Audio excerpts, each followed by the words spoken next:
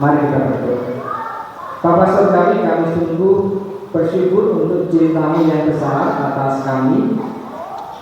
Begitu besarnya cinta-Mu sehingga Engkau berkenan untuk turun ke dunia dalam diri Yesus Kristus, mengorbankan diri di kayu salib, sehingga kami yang berdosa ini, kami yang sebenarnya layak untuk mendapatkan hukuman, boleh beroleh kasih karunia, kami boleh mendapatkan pengampunan dan juga keselamatan.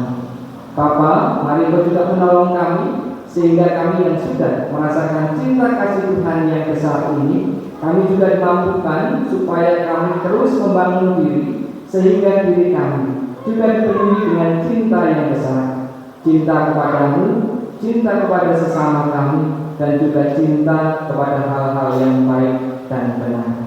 Bapa Surgawi, saat ini kami akan membaca dan juga merenungkan sabda-Mu.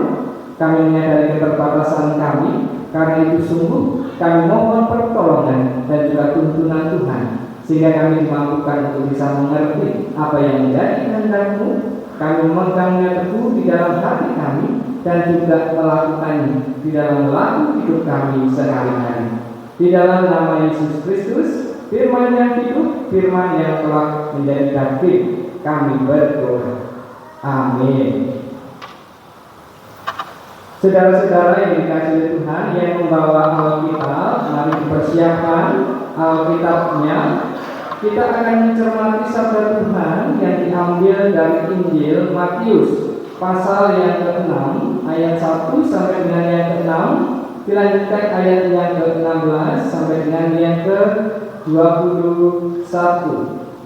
Ini bacaan Injil untuk menghayati Rabu Abu. Matius pasal 6 ayat 1 sampai 6, dilanjutkan ayat 16 sampai dengan 21.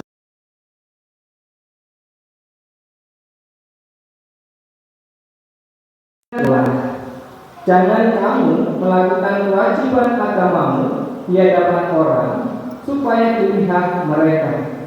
Karena jika demikian, kamu tidak beroleh upah dari Bapamu yang di sorga. Jadi apabila engkau memberi sedekah, janganlah engkau mencanangkan hal itu seperti yang dilakukan orang munafik di rumah-rumah ibadat dan di lorong-lorong, supaya mereka dipuji orang. Aku berkata kepadamu, sesungguhnya mereka sudah mendapat upahnya.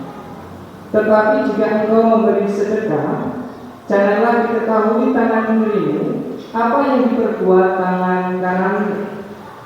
Hendaklah sedekahmu itu diberikan dengan tersembunyi, maka Bapamu yang melihat yang tersembunyi akan membalasnya kepadamu.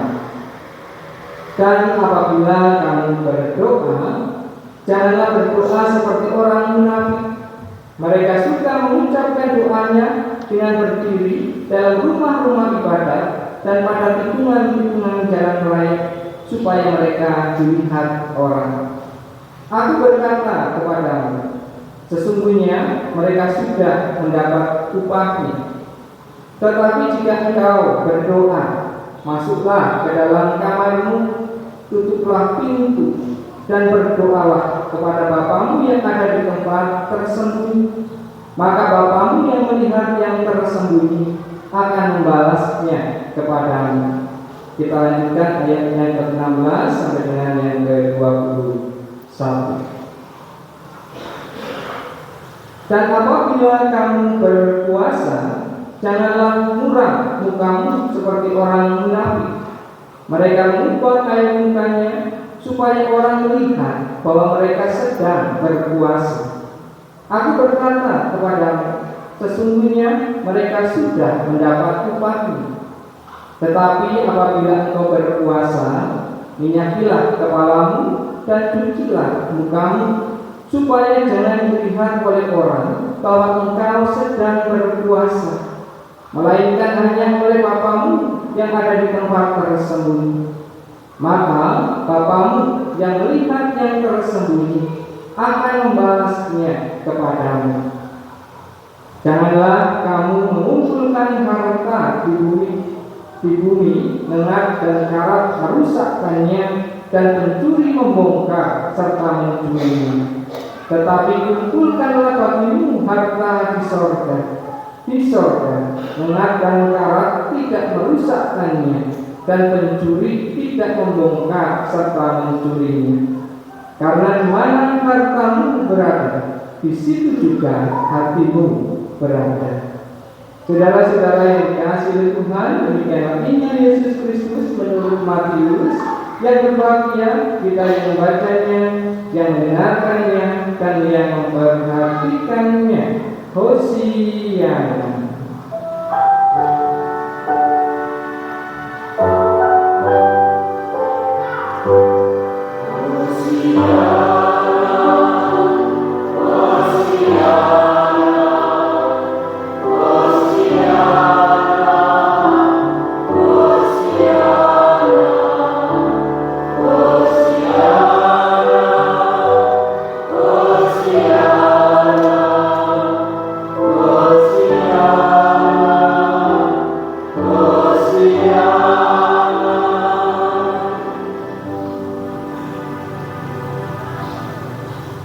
Saudara-saudara yang dikasihi Tuhan, selamat sore. Saudara-saudara, kita tidak terasa sudah masuk ke masa raya Pasca Pentakosta. Jadi mulai hari ini diawali dengan Rabu Abu, berarti kita sudah masuk masa Prapaskah. Nah, saudara-saudara, terkait dengan Rabu Abu, saya akan mengajak kita nanti merenungkan dari bacaan kita tadi dari Matius 6 ayat 1 sampai 6, dilanjutkan ayat 16 sampai 21. Dan mungkin bacaan ini sudah sering kita baca, kita renungkan setiap kita memasuki masa raya Paskah, terutama di Rabu Abu. Nah, saudara-saudara, kemarin saya itu membaca sebuah artikel. Ini artikel yang sudah agak lama, karena ditulis bulan Oktober tahun 2023. Nah, saya baca artikel ini di sebuah media online. Saudara boleh cek nanti. Itu ada di travel.detik.com. Artikel ini menarik. Di sana diberikan judul 10 negara paling sehat di dunia. Jadi di sana dipaparkan 10 negara yang kualitas kesehatan warganya itu dinilai paling baik di dunia. Nah, ketika saya cermati nama-namanya, saudara-saudara, negara kita, Indonesia, belum masuk di dalamnya. Tapi kita yakin, kita percaya nanti suatu saat kita juga bisa masuk ke sana. Nah, saya hanya akan membacakan 5 saja. Dan yang paling penting nanti yang perlu dicermati adalah faktor pembentuknya. Kenapa negara ini bisa warganya itu memiliki kualitas kesehatan yang baik? Dan kualitas kesehatan yang baik ini berdampak juga pada kualitas hidup yang baik. Jadi selain tingkat kemungkinan hidupnya tinggi, mereka juga produktif, sekalipun usianya mungkin sudah lanjut. Nah, 5 negara ini yang nomor 5 itu Finlandia, Bapak Ibu, ini negara Eropa. Nah, kenapa mereka bisa memiliki kualitas kesehatan yang baik warganya? Ada 2 faktor yang dituliskan di sana. Ini saudara boleh cek. Yang pertama, fasilitas kesehatan yang baik.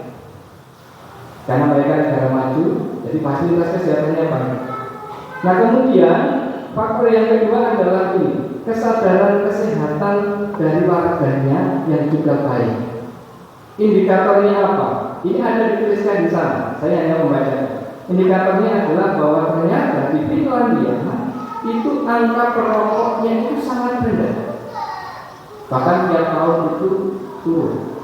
Nah, 2 hal ini yang diduga menjadi faktor. Kemudian yang nomor 4, ini negara Asia dekat dengan kita, Hong Kong. Jadi kita tahu mereka ini suka makan daging merah, tetapi ternyata mereka memiliki kualitas kesehatan yang baik. Nah, faktornya apa? Faktornya sekali lagi yang pertama sama, fasilitas kesehatannya sangat baik. Yang kedua, ternyata mereka juga punya kesadaran olahraga yang tinggi. Jadi makan daging merah diikuti dengan pola olahraga yang baik. Nah yang ketiga ini sama juga dengan di Finlandia, ternyata mereka memiliki jumlah perokok yang rendah. Ini Hongkong. Nah kemudian yang ketiga ada satu negara Eropa lagi, Islandia. Nah Islandia faktor membentuknya apa? Yang pertama fasilitas kesehatan yang baik. Jadi sepertinya fasilitas kesehatan yang baik ini memang salah satu faktor pendukungnya. Kan hampir yang saya sebutkan nanti itu punya fasilitas kesehatan yang baik. Nah selain itu ternyata pola konsumsi mereka itu sangat berpengaruh. Apa yang mereka konsumsi? Yang mereka konsumsi adalah makanan laut yang segar. Jadi mereka suka makan makanan laut yang segar. Selain itu ternyata mereka juga punya banyak aktivitas di luar ruangan. Jadi warganya itu suka beraktivitas di luar rumah. Kemudian yang kedua, ini tetangga dekat kita, Singapura. Faktornya apa? Mereka juga punya fasilitas kesehatan yang baik. Selain itu, mereka punya kesadaran olahraga, kesadaran tentang kesehatan yang juga sangat baik. Bahkan di sana diberikan catatan tahun 2019 pemerintah Singapura itu membagikan secara gratis namanya itu Fitbit kepada warga negaranya. Nah Fitbit ini apa? Jam tangan canggih yang bisa mendeteksi kesehatan. Jadi kalau Bapak Ibu punya smartwatch, nah kira-kira begitu. Jadi bisa mendeteksi detak jantung, kemudian jumlah kalori dan sebagainya. Itu dibagikan gratis kepada warga. Ini Singapura. Nah kemudian yang pertama, yang tertinggi adalah Italia. Jadi diprediksi anak-anak Italia itu nanti usianya itu sampai di atas 80 tahun. Nah kenapa bisa mereka sehat? Satu faktor kesehatan, fasilitas kesehatan. Kemudian yang kedua, pola konsumsi mereka. Jadi mereka juga ternyata punya pola konsumsi yaitu mengkonsumsi sayur yang itu diolah dengan minyak zaitun sehingga kolesterolnya itu bisa terjaga. Mereka juga suka melakukan aktivitas di luar ruangan. Jadi ini 5 negara yang warganya itu punya kualitas kesehatan yang baik, sehingga kualitas hidup mereka juga menjadi baik. Nah kalau kita perhatikan 5 negara tersebut, maka kita bisa melihat bahwa kuncinya ternyata hampir sama. Yang pertama tentu fasilitas kesehatan yang baik. Nah yang kedua, salah satu yang penting juga adalah mereka semua itu memiliki gaya hidup yang sehat, yang itu mereka kembangkan. Jadi ternyata kualitas kesehatan itu tidak jatuh dari langit. Itu bukan sesuatu yang digariskan, kira-kira begitu ya. Itu sesuatu yang dibentuk. Dan bentuknya dari apa? Gaya hidup sehat yang mereka kembangkan. Ketika kualitas kesehatan mereka baik, kualitas hidup mereka juga baik. Kalau begitu kemudian kesimpulannya sederhana. Kalau kita ingin memiliki kualitas kesehatan yang baik, yang itu nanti berdampak pada kualitas hidup kita yang juga baik, maka perlu untuk memiliki gaya hidup yang sehat. Ini kesimpulannya. Nah ketika membaca ini Bapak Ibu dan Saudara, saya kemudian mencoba untuk mengkaitkan hal ini, yaitu soal kualitas kesehatan yang baik dengan gaya hidup sehat. Saya kaitkan dengan soal kualitas kehidupan beriman. Artinya apa? Artinya Bapak Ibu dan Saudara, jika kita ingin kualitas keimanan kita baik, yang itu juga nantinya berdampak pada kualitas hidup kita menjadi lebih baik, artinya kita menjadi semakin diberkati, kita juga bisa menjadi berkat bagi banyak orang, maka kita perlu untuk memiliki gaya hidup beriman yang baik. Saya mencoba mengkorelasikannya begitu. Kalau kita ingin punya kualitas keimanan yang baik, yang dampaknya nanti pada kualitas hidup kita juga menjadi lebih baik, diberkati, menjadi berkat, maka kita juga perlu memiliki gaya hidup beriman yang baik. Nah, pertanyaannya adalah gaya hidup beriman yang baik itu yang seperti apa? Tadi kita membaca dari Injil Matius pasal 6 ayat 1 sampai 6, kemudian dilanjutkan ayat 16 sampai dengan yang ke-21. Dari bacaan itu tadi, Bapak Ibu, saya menemukan setidaknya ada dua hal yang bisa kita cermati terkait dengan gaya hidup beriman yang baik, yang sehat. Nah, yang pertama apa? Yang pertama, Bapak Ibu, adalah gaya hidup bertobatan. Jadi gaya hidup bertobatan ini adalah gaya hidup beriman yang baik, gaya hidup beriman yang sehat.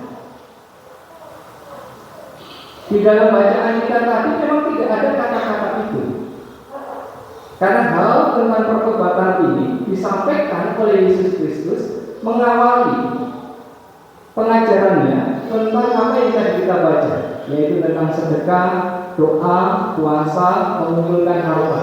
Sebelum berbicara tentang hal itu, Yesus Kristus pertama-tama berbicara tentang gaya hidup bertobatan. Nah, ini ada di dalam perikop di atasnya, di dalam Matius 4 ayat yang ke-17. Di sana dituliskan begini: sejak waktu itulah Yesus memberitakan bertobatlah, sebab kerajaan sorga sudah dekat. Dari sini Bapak Ibu dan Saudara, kita bisa tahu bahwa ternyata ajaran Yesus Kristus adalah ketika kita ingin memiliki kualitas keimanan yang baik, kualitas keimanan yang sehat, maka satu hal yang harus kita lakukan: bertobat, gaya hidup bertobatan. Nah, gaya hidup bertobatan di sini atau bertobat di sini, Bapak Ibu, artinya apa? Artinya adalah kita sungguh-sungguh berbalik dari pikiran-pikiran dan juga perilaku-perilaku yang tidak benar menuju kepada pikiran dan perilaku-perilaku yang benar. Gaya hidup bertobat ini di sini maksudnya adalah sungguh-sungguh kapok dengan dosa, atau sungguh-sungguh tidak mau lagi berhubungan dengan dosa.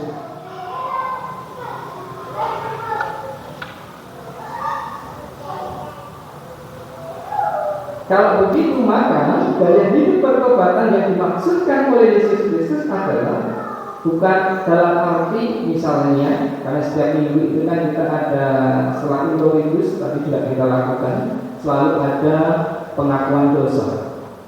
Jadi yang dimaksudkan oleh Yesus Kristus dengan gaya hidup pertobatan di sini bukan dalam artian hari Minggu kita menyesali dosa, mengaku dosa kepada Tuhan di dalam ibadah, kemudian di sana kita mendapatkan pengampunan, perintah anugerah, terus selepas itu kita masih terus melakukan dosa. Dari mulai dari Senin sampai Sabtu kita melakukan dosa lagi. Kemudian hari Minggunya kita kembali menyesali dosa, kita mengaku dosa, kemudian kita mendapatkan berita anugerah, terus setelah itu yang melakukan dosa lagi. Jadi bukan itu yang dimaksudkan oleh Yesus Kristus dengan gaya hidup pertobatan. Mungkin ada yang mengatakan kita kan tidak sempurna, jadi jatuh di dalam dosa itu sesuatu yang masih mungkin bisa kita lakukan. Itu betul. Tapi yang saya maksudkan di sini, Bapak Ibu dan Saudara, poin pentingnya adalah kita berupaya dengan sungguh-sungguh. Jadi ini poinnya, untuk mau memperbaiki diri. Jadi tidak mau lagi hidup di dalam dosa. Ada upaya yang sungguh-sungguh. Yang lainnya Tuhan nanti yang akan menyempurnakan. Tetapi ada kesungguhan untuk tidak mau lagi melakukan dosa. Karena itu saudara-saudara yang dikasih oleh Tuhan, pertobatan yang dimaksudkan oleh Yesus Kristus di sini adalah bukan sekedar pertobatan yang terwujud di dalam ritus ibadah, tetapi juga di dalam ritme kehidupan kita. Jadi laku hidup kita kemudian juga berubah. Nah, ini adalah gaya hidup pertobatan. Kenapa? Karena saudara-saudara, tidak ada cerita orang yang terus-menerus melakukan dosa kemudian berharap kualitas keimanannya baik. Tidak ada ceritanya orang yang terus-menerus melakukan dosa kemudian kualitas hidupnya juga menjadi lebih baik. Ini seperti gambaran soal kesehatan dan makanan. Tidak ada ceritanya orang yang terus-menerus mengkonsumsi sesuatu yang tidak baik kemudian berharap kualitas kesehatannya baik. Sama. Jadi ini yang pertama, gaya hidup beriman yang baik, yang sehat, yang perlu dikembangkan, yaitu gaya hidup pertobatan. Karena itu kalau Bapak Ibu cermati di dalam satu rangkaian ibadah kita dalam 1 tahun kalian bergerejawi, selalu ada Ratu Abu. Ini sebenarnya mengajak kita untuk mengingat hal ini, mengajarkan kita tentang gaya hidup pertobatan. Nah, itu yang pertama. Nah, kemudian yang kedua dari bacaan kita, gaya hidup beriman yang baik, yang sehat, yang perlu dikembangkan itu yang seperti apa? Ini yang nomor 2, yaitu melakukan aktivitas keagamaan dengan benar. Kalau tadi pertobatan, maka yang kedua ini adalah melakukan aktivitas keagamaan dengan benar. Kalau tadi kita cermati di dalam Matius 6 ayat 1 sampai dengan yang ke-6, dilanjutkan ayat 16 sampai dengan yang ke-21, di sana kepada kita ditunjukkan jika melakukan aktivitas keagamaan. Di dalam Matius di sana disebutkan dengan kata kewajiban agama adalah sebuah kemestian. Di dalam bacaan kita di sana kan kita tidak menemukan bahwa Yesus melarang orang untuk berpuasa, untuk berdoa, untuk berdoa, untuk mengumpulkan harta di dunia. Karena yang bukan itu poinnya. Jadi Bapak Ibu dan Saudara, di dalam hal ini kita bisa belajar bahwa melakukan aktivitas keagamaan itu adalah sebuah kemestian. Karena itu kalau ada di dalam perbincangan kita sehari-hari, semestinya percakapan tentang misalnya kalau kita hari Minggu ibadah itu kewajiban atau bukan, maka jawaban kita itu bukan kewajiban, itu kemestian. Jadi kemestian ini melebihi kewajiban. Jadi ibaratnya Bapak Ibu dan Saudara, kalau kita hidup tidak itu wajib makan atau mesti makan? Wajib makan atau mesti makan? Kita mesti makan. Makan itu bukan kewajiban. Makan itu adalah kemestian. Jadi melakukan aktivitas keagamaan itu juga sebuah kemestian. Itu bukan kewajiban. Kalau kewajiban juga ada nuansa keterpaksaan. Tetapi ketika kita bicara tentang kemestian, itu nuansanya adalah kesadaran. Karena saya memang membutuhkan itu. Jadi sekali lagi Bapak Ibu dan Saudara, poin yang kedua, gaya hidup beriman yang baik, yang sehat adalah apa? Melakukan aktivitas keagamaan sebagai sebuah kemestian. Jadi seperti misalnya ibadah minggu dan ibadah-ibadah lainnya, atau doa pribadi kita, persekutuan kita, kemudian ikut melayani di dalam ibadah, di dalam gereja, kemudian pembelajaran Alkitab, termasuk juga puasa, berderma, atau berbuat baik. Itu adalah sebuah kemestian untuk dilakukan, bukan kewajiban, itu kemestian.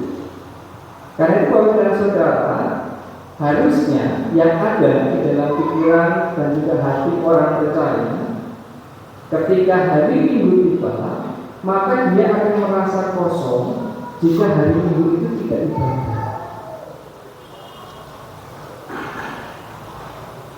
Harusnya juga ketika satu hari tidak berdoa, rasanya itu ada yang kurang. rasanya itu hampa. Atau ketika tidak ikut di dalam pelayanan, itu semestinya juga menumbuhkan rasanya ada yang kurang ya. Karena sekali lagi kalau saudara melakukan aktivitas keagamaan itu adalah sebuah kemestian. Nah, yang perlu diperhatikan lagi kalau kita mencermati Matius 6 1-6, kemudian 16 sampai dengan 21, di sana juga kita diingatkan satu hal yang tak kalah pentingnya. Kalau tadi kita diingatkan melakukan aktivitas keagamaan itu kemestian, maka yang kedua ini melekat, nggak boleh dilepaskan. Yang kedua ini tentang apa? Bahwa ketika kita melakukan itu semua, beribadah, puasa, berderma, berdoa, ikut melayani, maka itu semua semestinya kita arahkan kepada Tuhan, bukan untuk kemuliaan diri sendiri. Nah, ini Bapak dan Saudara, salah satu hal yang mungkin menjadi godaan terbesar kita. Ketika kita ikut di dalam pelayanan, ketika kita melakukan hal-hal keagamaan, kita diingatkan jangan sampai terjebak ke sana. Jadi itu harus kita arahkan kepada Tuhan, bukan untuk dipuji, bukan cuma agar dihormati Tuhan.